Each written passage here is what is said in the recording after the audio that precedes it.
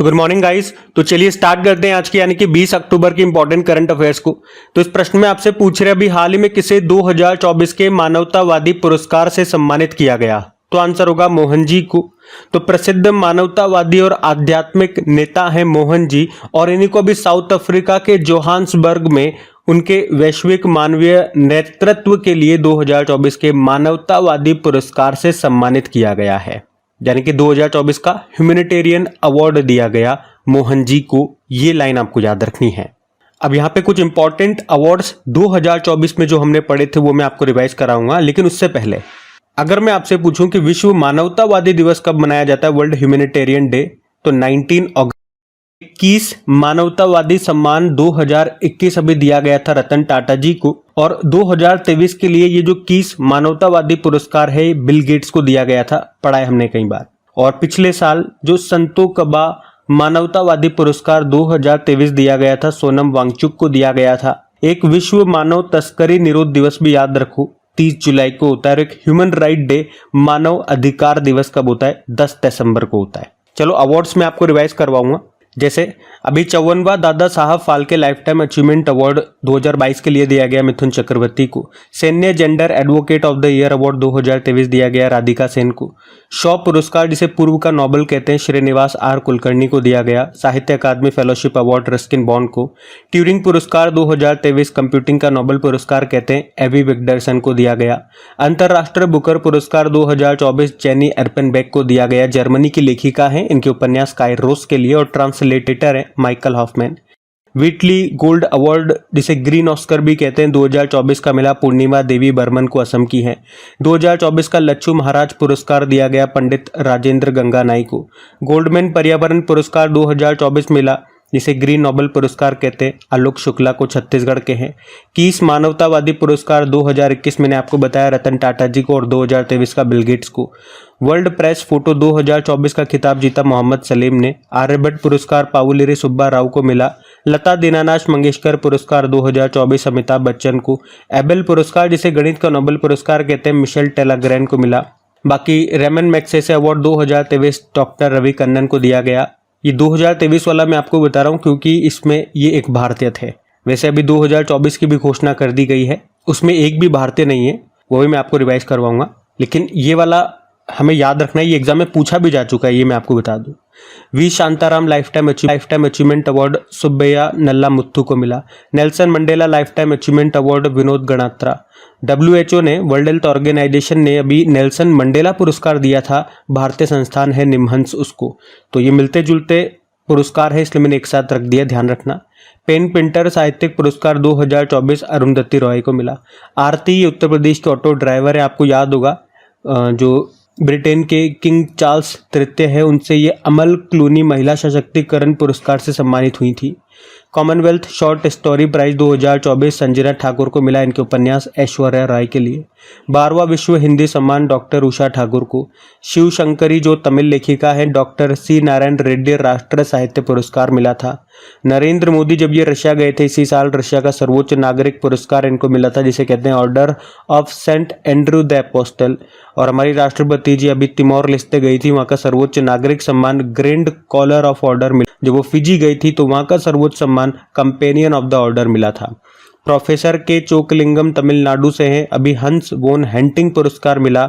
और रिगोबर्टा मेंचुतुम ग्वाटेमाला की हैं, अभी गांधी मंडेला पुरस्कार 2020 इनको मिला। और अभिनव बिंद्रा जो शूटर हैं, हमारे लिए ओलंपिक में पहला गोल्ड यही लेकर के आए थे, अभी इनको ओलंपिक ऑर्डर सम्मान भी मिला था। तो ये 2024 के मोस्ट इंपॉर्टेंट अवार्ड्स मैंने आपको रिवाइज करे, सारे इंपॉर्टेंट ध्यान में रखना। अगला प्रश्न देखते हैं।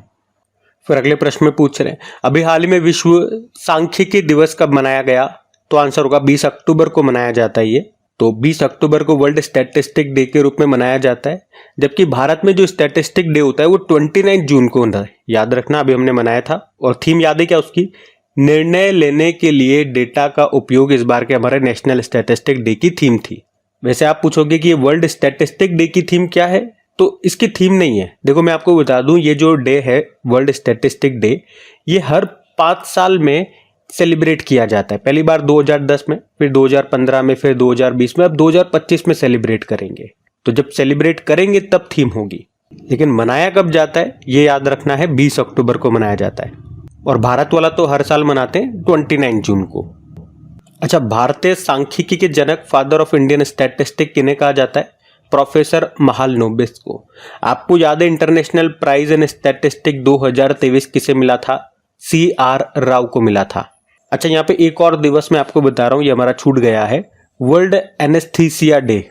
ये 16 अक्टूबर को होता है, याद रखना। एनेस्थीसिया आपने कई बार नाम सुना होगा, जब सर्जरी या ऑपरेशन होता है तो उस दौरान एनेस्थीसिया दिया जाता है। इससे मरीज बेहोश हो जाता है, उसको दर्द नहीं होता।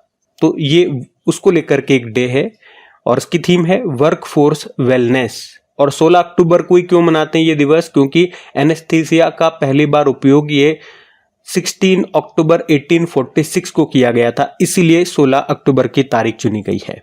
चलो एक बार मैं अक्टूबर के सारे इंपॉर्टेंट डेज आपको फिर से रिवाइज करवा दूं। तो 1 अक्टूबर को अंतर्राष्ट्रीय वृद्धजन दिवस, कॉफी डे और वेजिटेरियन डे। 2 अक्टूबर को अंतर्राष्ट्रीय अहिंसा दिवस, स्वच्छ भारत दिवस। 4 अक्टूबर को विश्व पशु दिवस। 5 अक्टूबर को वर्ल्ड टीचर डे और राष्ट्रीय डॉल्फिन दिवस। 7 अक्टूबर विश्व कपास दिवस। 9 अक्टूबर वर्ल्ड पोस्ट डे। 10 अक्टूबर को विश्व मानसिक स्वास्थ्य दिवस, पोस्टल डे और वर्ल्ड साइट डे। 11 अक्टूबर को अंतर्राष्ट्रीय बालिका दिवस। 12 अक्टूबर विश्व पक्षी प्रवासी दिवस। 13 अक्टूबर को अंतर्राष्ट्रीय आपदा जोखिम न्यूनीकरण दिवस। 13 अक्टूबर स्तन कैंसर जागरूकता दिवस। 14 अक्टूबर को विश्व मानक दिवस। फिर 15 अक्टूबर को अंतर्राष्ट्रीय ग्रामीण महिला दिवस के रूप में मनाया और 15 अक्टूबर को ही विश्व छात्र दिवस होता है। 16 अक्टूबर को विश्व खाद्य दिवस, वर्ल्ड फूड डे मनाया और 17 अक्टूबर गरीबी उन्मूलन के लिए अंतर्राष्ट्रीय दिवस के रूप में मनाया था। तो अक्टूबर के ये अभी तक के डेज, इनको ध्यान में रखना। अगला प्रश्न देखते हैं। फिर अगले में पूछ रहे हैं, वैश्विक बहुआयामी गरीबी सूचकांक 2024 के अनुसार अत्यंत गरीबों की संख्या के मामले में शीर्ष देश कौन सा है? तो आंसर होगा भारत।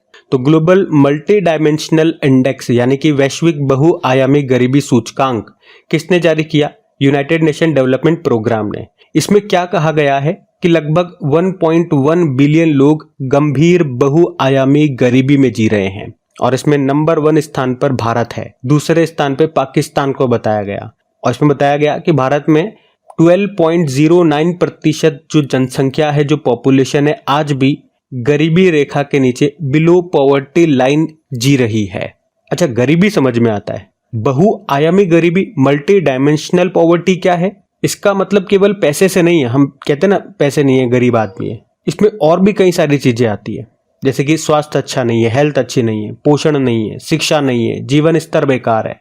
जीवन स्तर के अंदर सब चीजें आ जाएंगी, घर नहीं है, बिजली नहीं है, पीने के लिए स्वच्छ जल नहीं है, संपत्ति नहीं है। तो ये सबको कलेक्ट करके कहा जाता है मल्टी डायमेंशनल पॉवर्टी, बहुआयामी गरीबी। तो इसमें पहले स्थान पे भारत को रखा, फिर पाकिस्तान को रखा। चलो एक प्रश्न मैं आपसे पूछता हूं कि ह्यूमन डेवलपमेंट इंडेक्स, मानव विकास सूचकांक में भारत की रैंक क्या है? अगर आता है तो जल्दी से टाइप करो, क्योंकि इसका उत्तर कुछ ही देर में मैं दे दूंगा आपको। और इसको भी उसी ने जारी किया था जिसने ये वैश्विक बहुआयामी गरीबी सूचकांक को जारी किया, यानी कि यूनाइटेड नेशन डेवलपमेंट प्रोग्राम ने। अभी हमने पढ़ा भी था अंतर्राष्ट्रीय गरीबी उन्मूलन दिवस, ये हम 17 अक्टूबर को मनाते हैं।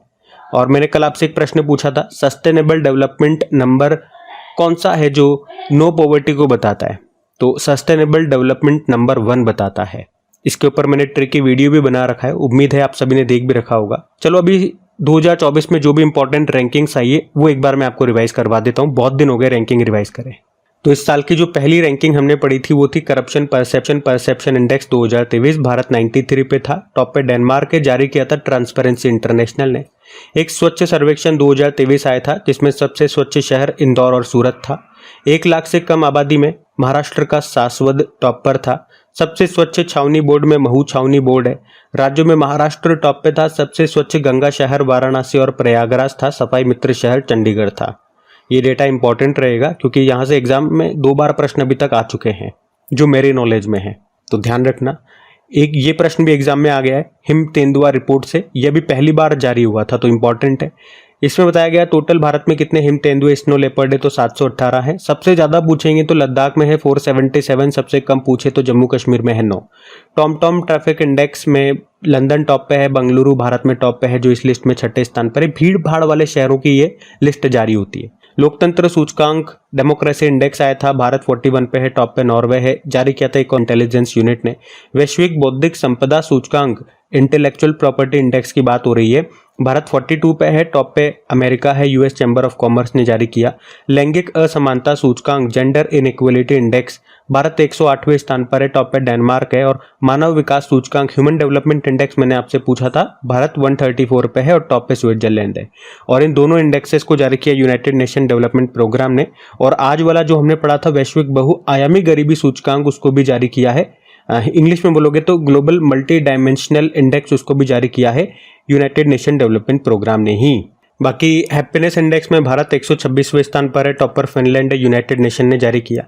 ग्लोबल फायर पावर इंडेक्स में भारत 4थे स्थान पर है, टॉप पर अमेरिका है। बिजनेस एनवायरनमेंट रैंकिंग में भारत 51वें नंबर पर है, टॉप पर सिंगापुर है, इकोनॉमिस्ट इंटेलिजेंस यूनिट ने जारी किया।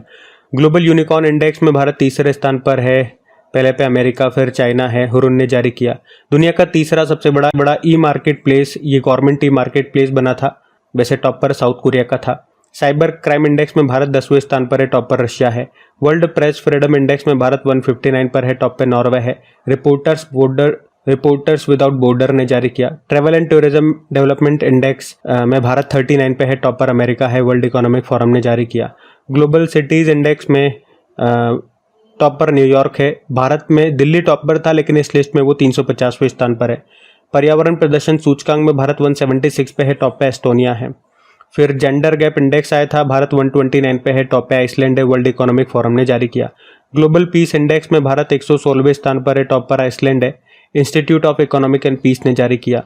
ग्लोबल एनर्जी ट्रांजिशन इंडेक्स में भारत 63 पे है, टॉप पे स्वीडन ने, वर्ल्ड इकोनॉमिक फोरम ने जारी किया। वर्ल्ड इन्वेस्टमेंट रिपोर्ट में भारत 15वें स्थान पर है, टॉप पर अमेरिका है, अंकटाड ने जारी किया। सस्टेनेबल डेवलपमेंट रिपोर्ट में भारत 109 पे है, टॉप पे फिनलैंड है, नीति है, टॉप पे फिनलैंड है।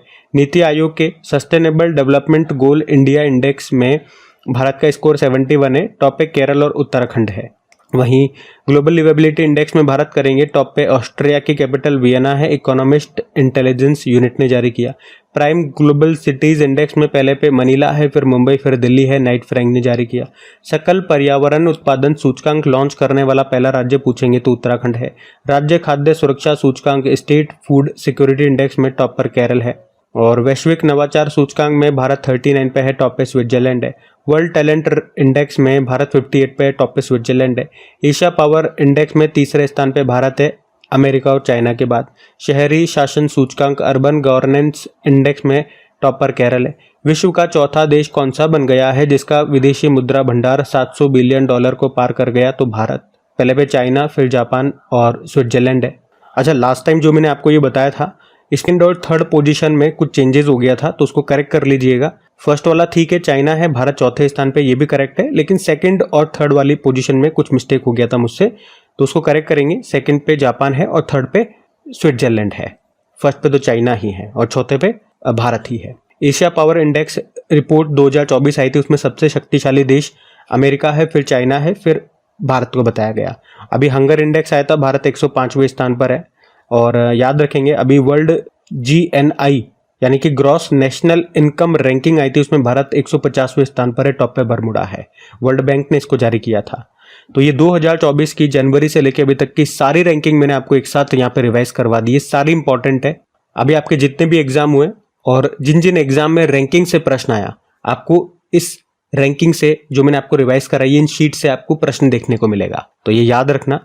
तो अगले प्रश्न में पूछ रहे हैं, हाल ही में राष्ट्रीय महिला आयोग की नई अध्यक्ष कौन बनी है? इंपॉर्टेंट क्वेश्चन है ये भी। आंसर हो जाएगा विजया किशोर रहाटकर। तो अभी भारत सरकार ने विजया किशोर रहाटकर को राष्ट्रीय महिला आयोग का नया अध्यक्ष नियुक्त किया है।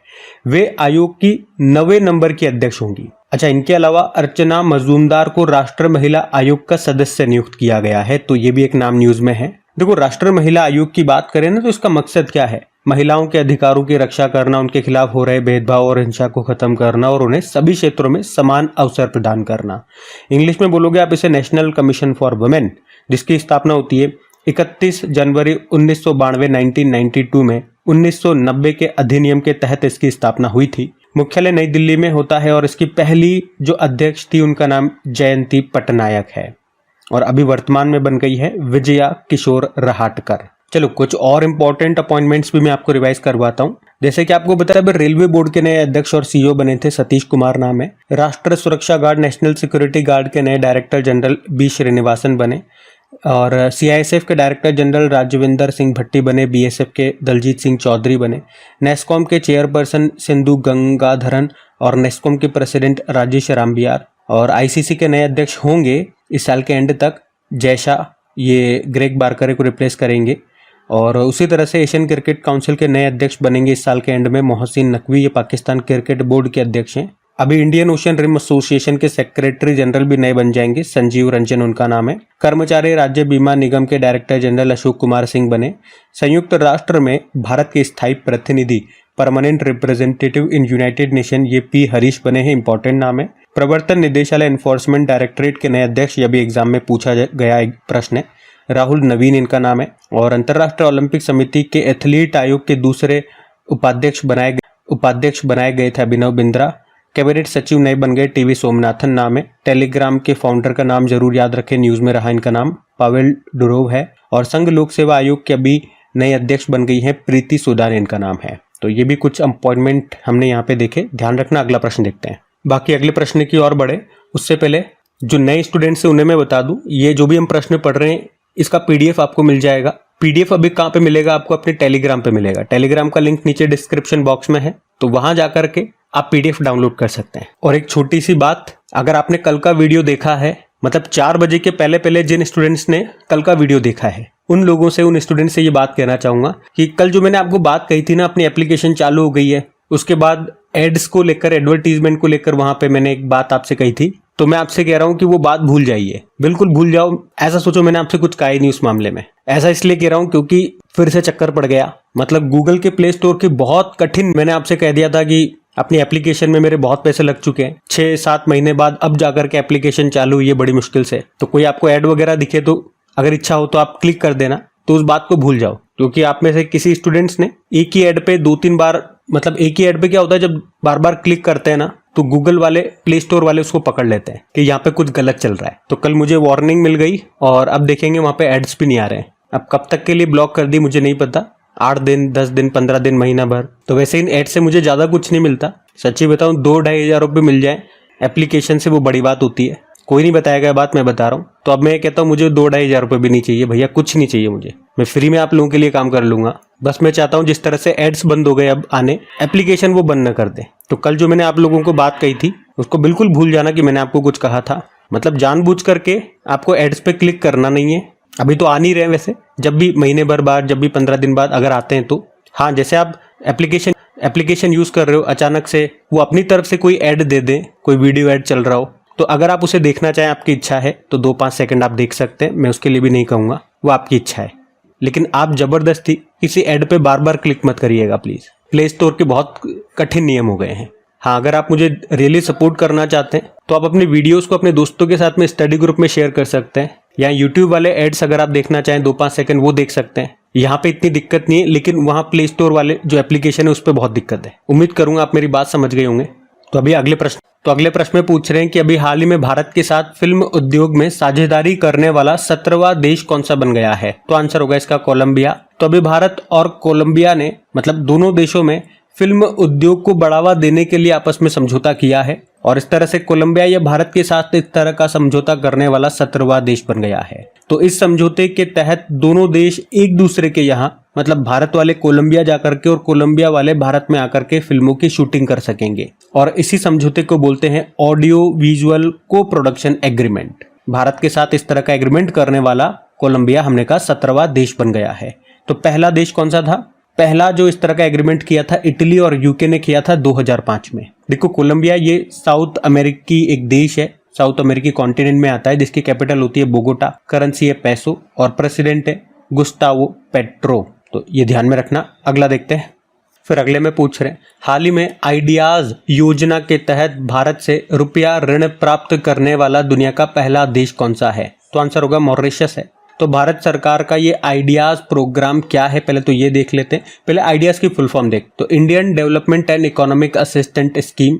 तो भारत सरकार ने भारत विकास पहल, इंडिया डेवलपमेंट इनिशिएटिव के रूप में इसे शुरू किया था, और इसकी घोषणा 2003-04 के बजट भाषण में उस समय के जो तत्कालीन वित्त मंत्री थे जसवंत सिंह, उन्होंने 200 करोड़ रुपए के आवंटन के साथ इसकी शुरुआत की थी। बाद में इसका नाम बदल करके आइडियाज कर दिया गया। पहले इसका नाम इंडिया डेवलपमेंट इनिशिएटिव रखा था, बाद में नाम बदल करके ये आइडियाज मतलब Indian development and economic assistant scheme कर दिया गया, जिसका मुख्य उद्देश्य क्या है, एशिया, अफ्रीका और लैटिन अमेरिका के विकासशील देशों के विकासात्मक या अन्य परियोजनाओं के लिए ऋण प्रदान करना। पर इसमें एक कंडीशन भी होती है कि जिस भी देश को हम उधार दे रहे हैं, जिस भी देश को हम लोन दे रहे हैं, जिस भी परियोजना के लिए वहां पे लोन दिया जा रहा है, तो उस परियोजना में 75% सामान और सर्विसेज ये भारत से उसे खरीदनी होगी, ये कंडीशन होती थी। और अभी इसी आइडिया पहल के तहत भारत ने मॉरिशस को 487.60 करोड़ रुपीस का लोन दिया है। और ये पहली बार है जब भारत ने आइडियाज पहल के तहत किसी विदेशी सरकार को भारतीय रुपये में लोन दिया है, और ये लोन SBI के माध्यम से दिया गया है। अरे थोड़ा धीरे बोलना प्लीज, थोड़ा पीछे आवाज हो रही होगी, आज करवा चौथ है ना, सब उठ गए। तो क्या कहा हमने कि SBI के माध्यम से लोन दिया गया है, ये याद रखना।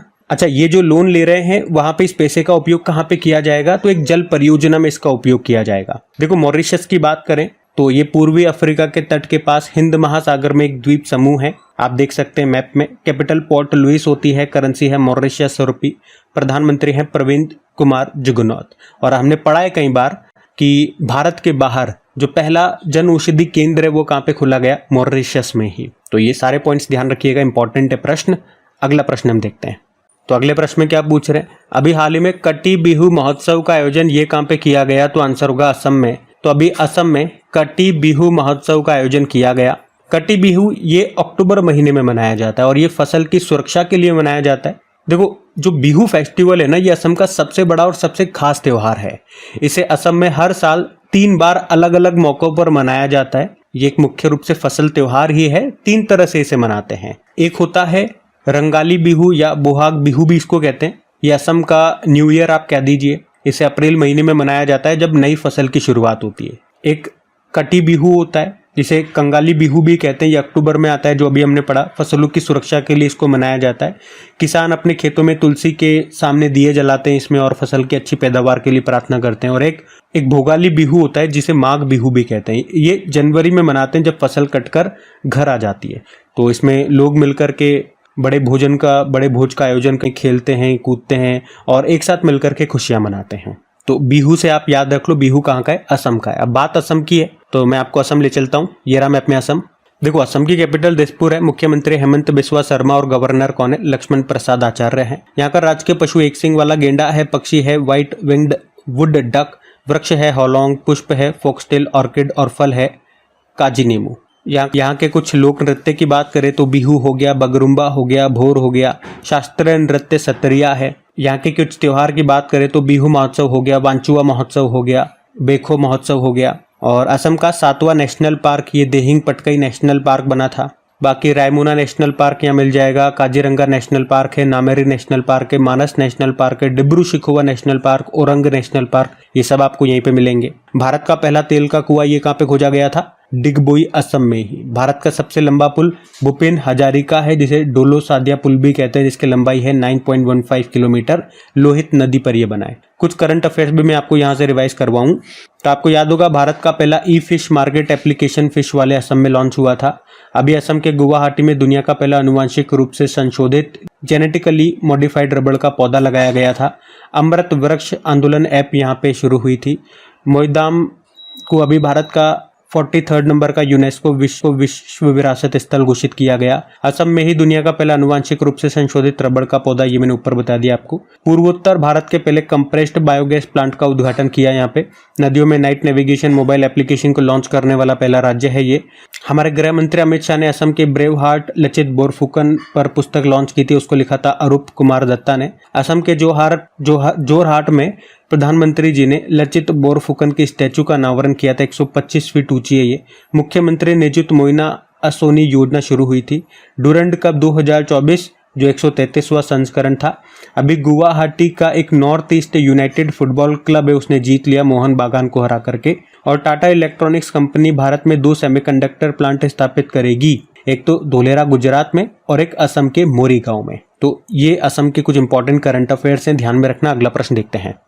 फिर अगले प्रश्न में पूछ रहे हैं सरस आजीविका मेला 2024 का आयोजन कहाँ पे किया गया, तो आंसर होगा नोएडा में।